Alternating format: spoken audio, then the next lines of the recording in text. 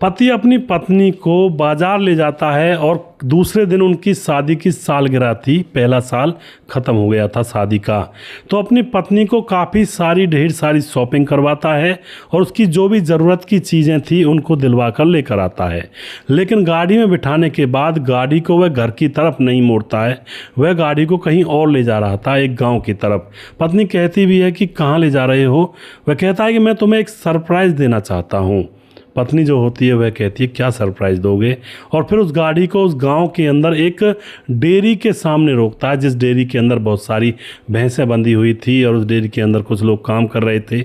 वहाँ पर रोकने के बाद अपनी पत्नी का हाथ पकड़कर उसको गाड़ी में से उतारता है और उस डेयरी के अंदर तबेले के अंदर, तबेला बोल सकते हैं उसको, तबेले के अंदर ले जाता है। और ले जाने के बाद जो उस तबेले भैंसों की डेयरी का जो मालिक था, दूधिया, उसके हाथ में अपनी पत्नी का हाथ सौंप देता है। अब तो यह देख करके दोस्तों जो पत्नी होती है रोने लगती है और चीखने चिल्लाने लगती है। उसके बाद जो होता है इस घटना के अंदर, आखिर क्या तो हुआ था, जो पति ने अपनी पत्नी का हाथ उस दूधिया के हाथ में थमा दिया और कहा कि अब तुम इसी के साथ रहो। पूरी जानकारी यहाँ पर लेने वाले हैं। बड़ी ही विचित्र घटना है और जानकारी से भरपूर है कि हमें किस तरह से बड़े बड़े शहरों में जब हम अकेले रहते हैं किराए पर मकान लेकर के, तो किस तरह से रहना चाहिए, किस तरह की सावधानी बरतनी ज़रूरी है। नमस्कार, मैं हूं सुदेश कुमार और मेरे गोपाल चैनल में आपका स्वागत है।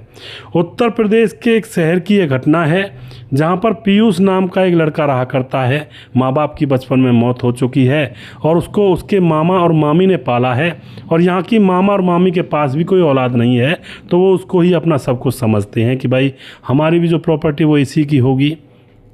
पीयूष को बहुत ज़्यादा प्यार किया जाता है उसके मामा मामी के द्वारा, क्योंकि पीयूष के माँ बाप नहीं थे और जो मामा मामी हैं उनको बच्चों की चाहत थी। अब पीयूष को अच्छी तरह से पढ़ाया लिखाया जाता है और वह बड़ा हो जाता है। 12वीं क्लास पढ़ने के बाद और एक कोर्स करता है और वह बैंक में मैनेजर लग जाता है।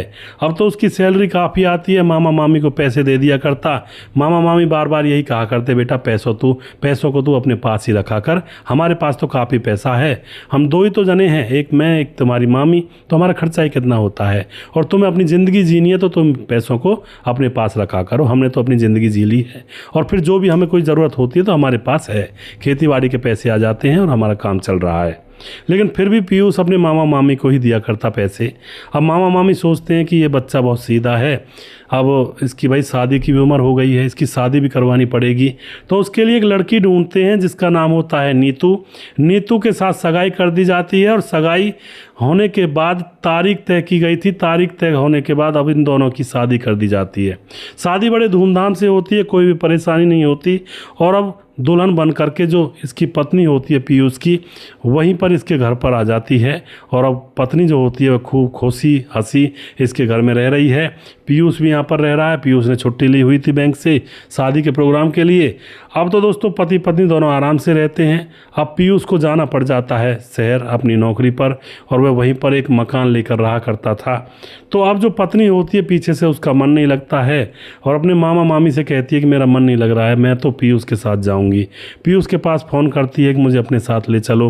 पीयूष वापस कहता है कि तू कैसी बात कर रही है, मामा मामी हैं, बूढ़े बुजुर्ग हो चुके हैं, उनकी सेवा कर, माँ बाप ही तो हैं हमारे वो, अब उनको छोड़ करके तू मेरे पास आ जाएगी, वो फिर भी अकेले रह जाएंगे, क्या सोचेंगे कि हमारी तो औलाद ही किसी काम की नहीं है, वो तो दूर दूर रहते हैं। अब जो नीतू होती है बिल्कुल नहीं मानती है और कहती है मेरा तुम्हारे बगैर मन लग ही नहीं रहा है, बस ले जाओ तो ले जाओ। अब उसके बाद छुट्टी आता है, पीयूष और मामा मामी को ये बात बताता है। मामा मामी हंस पड़ते हैं कि तू फिर इतना जिद क्यों पड़ रहा है, ले जा बहू को अपने साथ, यहाँ पर अकेली बेचारी करेगी भी क्या हमारे बीच में रह करके, हम तो अभी कर लेते हैं जो भी कुछ करना होता है, तुम अपनी पत्नी को साथ ले जाओ और चिंता मत करो, कोई दिक्कत हो हमें बता देना फ़ोन करके। तो अब यहाँ पर मामा मामी की इजाज़त मिल जाती है तो पीयूष अपनी पत्नी को अपने साथ शहर ले जाता है।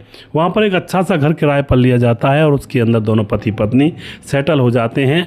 पति अपनी जॉब पर जाया करता बैंक के अंदर, पत्नी घर पर अकेली रहा करती। कुछ दिन तक तो वह पैकेट वाला दूध पीते हैं, फिर उसके बाद पति कहता है कि अरे इससे काम नहीं चलेगा, इसमें पता नहीं पाउडर है क्या है, और दूध लगवा लेते हैं। एक दूधिया से बात की है मैंने, तो एक दूधिया होता है उससे बात करके अब दूध लगवा लिया जाता है डेली का 1-1.5 किलो घर पर, और अब दूध देने के लिए दूधिया घर पर आया करता है।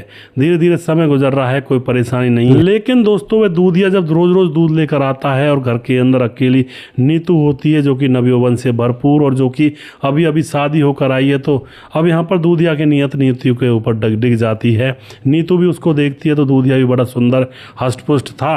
अब तो वह दूध देने के लिए अंदर तक जाने लगता है और अंदर तक जाते जाते अब हाथ भी पकड़ लेता है। नीतू भी खुश थी, नीतू भी हाथ पकड़ा देती है और बातों ही बातों में इन दोनों को प्यार हो जाता है। और अब तो उसी घर के अंदर वो सारी चीज़ें की जाती हैं जो एक पति पत्नी करते हैं आपस में, और एक एक दो दो घंटे तक दूधिया उस घर के अंदर रहा करता। पहले और जगह दूध दे आता, सबसे लास्ट में इसके पास आता जिससे कि कोई और लोग इंतज़ार ना करें दूध के लिए, और एक दो घंटे में वहाँ से निकल कर जाता। 2-3 महीने तक यह कांड चलता रहता है। ना ही पति को पता पड़ने देती है ये नीतू, और ना ही कोई मामला होता है। लेकिन दोस्तों कहते हैं ना, किसी भी चीज़ को आप कितना भी छुपा लो लेकिन छुप नहीं पाती हैं। आस पड़ोस के लोगों को यह बात पता लग जाती है, और आस पड़ोस के लोग अब एक दिन पीयूष से कह देते हैं कि यार तू तो चला जाता है ड्यूटी पर और तुम्हारी पत्नी पीछे से उस दूधिया को घर में बुला लेती है, और 2-2 3-3 घंटे बाद निकल कर जाता है वह दूधिया। क्या करता है वो घर के अंदर?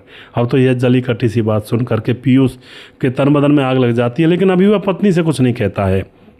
वह एक दिन छुट्टी लेकर के दोपहरी में आता है और आकर के घर के सामने एक चाय की टपरी थी एक चाचा की, उसके पास बैठकर चाय पीने लगता है। ना ही उस चाय वाले को बताता है कि मैं क्यों बैठा हूँ, उससे कहता है कि मेरे पास एक कस्टमर आने वाला है बैंक का और मुझे 1-1.5 घंटे के लिए यहीं पर बैठना पड़ेगा। चाचा जी चाय बनाते रहिए आप जब तक। तो उसका जो चाय वाला था वह चाय बना कर देता रहता उसको। वह वहीं बैठा बैठा कभी चाय पी लेता, कभी अखबार पढ़ लेता। देखता है कि दूधिया घर के अंदर आया है, और दोपहरी में आया था वह, सुबह सुबह नहीं आया था। और आकर के वह 1-1.5 घंटे के बाद कमरे में से घर के अंदर से निकलता है। अब तो यहाँ पर उसको यकीन हो जाता है कि पड़ोसी गलत नहीं कह रहे हैं, सही कह रहे हैं।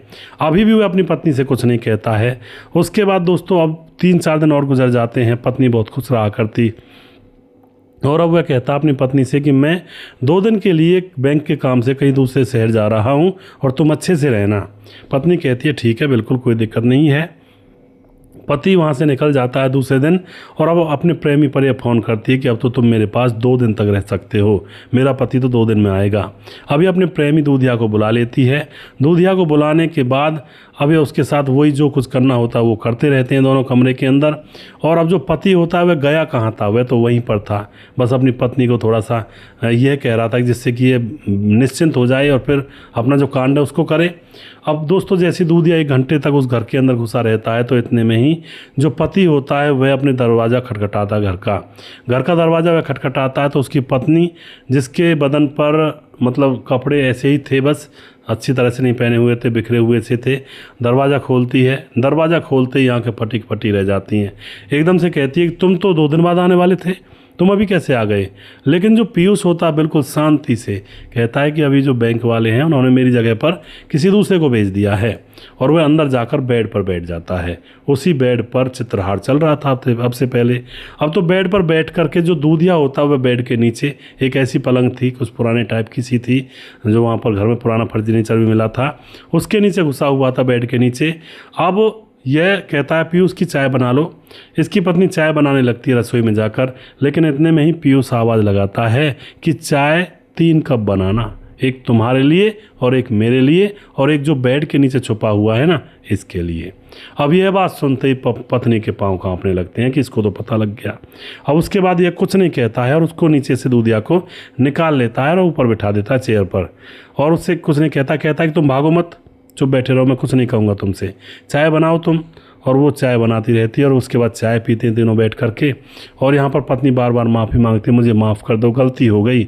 अब पीयूष कहता है मैं तुमसे कुछ कह रहा हूँ, कुछ भी तो नहीं कह रहा, कोई दिक्कत नहीं है, तुम्हारा मन इसके साथ है, कोई परेशानी नहीं है मुझे, कोई बात नहीं है, जाओ भाई आप अपने घर। दूधिया से कह देता है कि जाओ जाओ अपने घर जाओ। अब पति बिल्कुल शांत है, चुपचाप है। पत्नी दिन भर माफ़ी मांगती रहती है, इधर उधर घूम लेती, काम कर लेती, फिर माफ़ी मांग लेती, रात को भी फिर माफ़ी मांगती कई बार। और पीयूष बार बार ये कहता है मुझे कोई दिक्कत नहीं है, तुम्हारा जहाँ मन करता है वो रहो, कोई परेशानी नहीं, मैं तुमसे कुछ कह थोड़ी रहा हूँ। अब दूसरा दिन हो जाता है दोस्तों। दूसरे दिन से अगले दिन यानी कि अगले परसों के दिन इनकी शादी की सालगिरह को 1 साल होने वाला था। तो अब जो पीयूष होता है अपनी पत्नी से कहता है कि चलो शॉपिंग करके आते हैं, शादी की सालगिरह है, अच्छे से मनाएंगे। अब पत्नी खुश हो जाती है, अंतर मन में सोचती है कि इसको कोई बुरा लगा ही नहीं है जो मेरा कीर्ति है, तो वह खुश हो जाती है, कहती है ठीक है चलो चलो। तो ये शॉपिंग करते हैं मार्केट में जाने के बाद, और वहाँ जाने के बाद शॉपिंग बहुत सारी कर ली जाती है और गाड़ी में भर दी जाती है, और उसके बाद ये आने लगते हैं। लेकिन अब इनका रास्ता दूसरा बदल जाता है।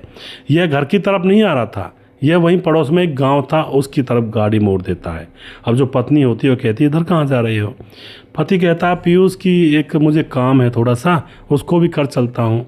तो दोस्तों उस गाड़ी को ले जाकर गांव में उसी दूधिया की डेयरी के सामने जाकर रोक देता है, जिस दूधिया को उसने अपने घर में पत्नी के साथ पकड़ा था।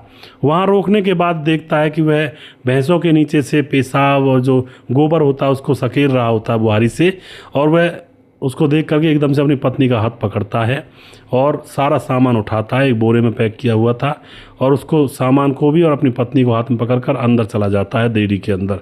डेयरी में जाने के बाद अपनी पत्नी का हाथ दूधिया के हाथ में दे देता है और कहता है कि देखो ये रहा तुम्हारा कुछ सामान, और इसको रखो, और जो भी कुछ तुम्हें पैसों की ज़रूरत हो या मुझसे तलाक के बदले में तुम्हें चाहिए वो भी मैं तुम्हें दे दूँगा, और ये रहो तुम इसके साथ रहो क्योंकि तुम्हारा मन इसके साथ है। अब पत्नी यह देख करके उसके पाँव में पड़ जाती है कि मुझसे गलती हो गई, मुझे माफ़ कर दो, मैं यहाँ कहाँ रहूँगी, यहाँ कहाँ गोबर उठाती घूमूंगी। लेकिन बैंक मैनेजर ने तो उस समय एक लफ्ज़ खोला था कि तुझे अगर ये चीज़ पहले पता होती या फिर इन चीज़ों के बारे में पहले विचार करती कि मेरा पति बैंक का मैनेजर है और मैं कहाँ किस दूधिया के प्यार में पड़ी हुई हूँ, तो तू ऐसा काम करती ही नहीं। अब तुमने जो किया है वो तुम्हें भुगतना पड़ेगा। मैं तो चाहता था तुझे सारे ऐसो आराम शानो शौकत दूँ और अपने कलेजे से लगा कर रखूं, लेकिन तू तो गंदी नाली की कीड़ा है और गंदी नाली में ही रहना तुझे पसंद है। अब तू इसके साथ रह, यही तेरा जीवन साथी है, और जो भी तुम्हें तलाक के बदले में जो भी पैसे धन दौलत चाहिए वो मैं देने के लिए तैयार हूँ। और वहीं पर छोड़कर वह उसे वापस गाड़ी में बैठकर आ जाता है। अब पत्नी रोती रहती है, उसके माँ बाप भी उससे पूछते क्या हुआ, तो सारी बात आती है, तो माँ बाप भी उसका साथ देना छोड़ देते हैं कि तुम्हें ऐसे अच्छे लड़के के साथ शादी की थी और तूने उसको छोड़कर एक दूधिया के साथ, शर्म आनी चाहिए तुझे। उसके माँ बाप भी समझदार थे। अब तो वह लड़की दोस्तों उसी दूधिया की डेयरी में गोबर उठाती है, और कभी उसके जो पेशा वगैरह कर जाती हैं भैंस गाय, उनको बुहारी से सकेरती है, और जो दूधिया की पहली पत्नी है उसके ताने खाती है, क्योंकि उसकी तो सौतन बन गई है जा कर के, उसके ताने खाती है। और बस एक ऐसी ज़िंदगी जो मतलब एक सड़क से भी बदतर है, सड़क पर जो लोग रहते हैं ना झुग्गी झोपड़ी बनाकर, उससे भी बदतर उसकी ज़िंदगी फ़िलहाल है। तो इस तरह से दोस्तों यहाँ पर यह घटना होती है। पति ने पत्नी को उसी के तरीके से सबक सिखा दिया। अगर वह कहता है कि तुम इसके साथ क्यों रहोगी, मारता पीटता, कल को हत्याकांड होते, या फिर वह पत्नी अपने प्रेमी के साथ मिलकर पति को निपटा देती, कुछ ना कुछ यहाँ पर ऐसा कांड भी हो सकता था। लेकिन पति ने सूझबूझ से काम लिया और पति ने उसको उस दूधिया के साथ ही उसके हवाले कर दिया, और बेटी भुगत अपने किस्मत की जो तूने किया है। और दोस्तों उसके बाद जो पति होता पीयूष, वह दूसरी जगह पर मकान लेता है, और 6 महीने के बाद ही उसकी एक सुंदर सी लड़की के साथ शादी हो जाती है, और वह लड़की उसके साथ बैंक में कलीग थी, उसके साथ काम करती थी, और अब वह दोनों पति पत्नी आराम से रहते हैं। तो इस तरह से दोस्तों कोई कोई अपने पाँव पर खुद कुल्हाड़ी मार लेता है, जैसा कि इस औरत ने अपने ही पाँव पर कुल्हाड़ी मारी। अब पूरे जीवन भर गोबर उठाती हुई घूमेगी और सौतन के ताने खाएगी, और क्या वो प्यार देगा दूधिया, क्या खर्चा देगा वो, जो उसके अपने बीवी बच्चे भी हैं, क्या इसको ही खर्चा देगा।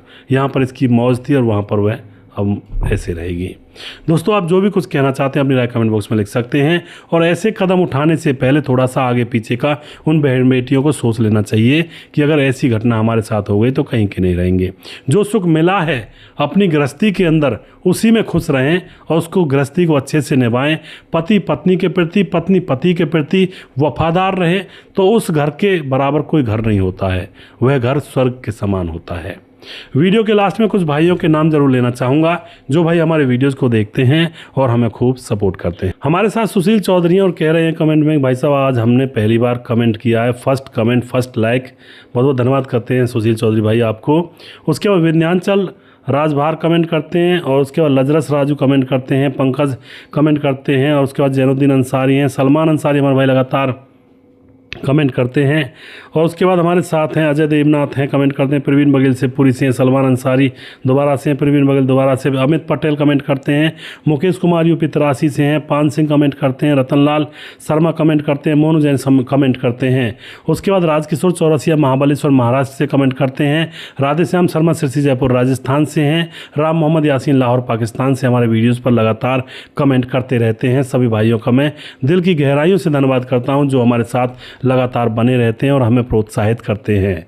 अगला वीडियो बहुत जल्दी फिर से लेकर आऊँगा। तब तक आप खुश रहें, सावधान रहें। जय हिंद, जय भारत।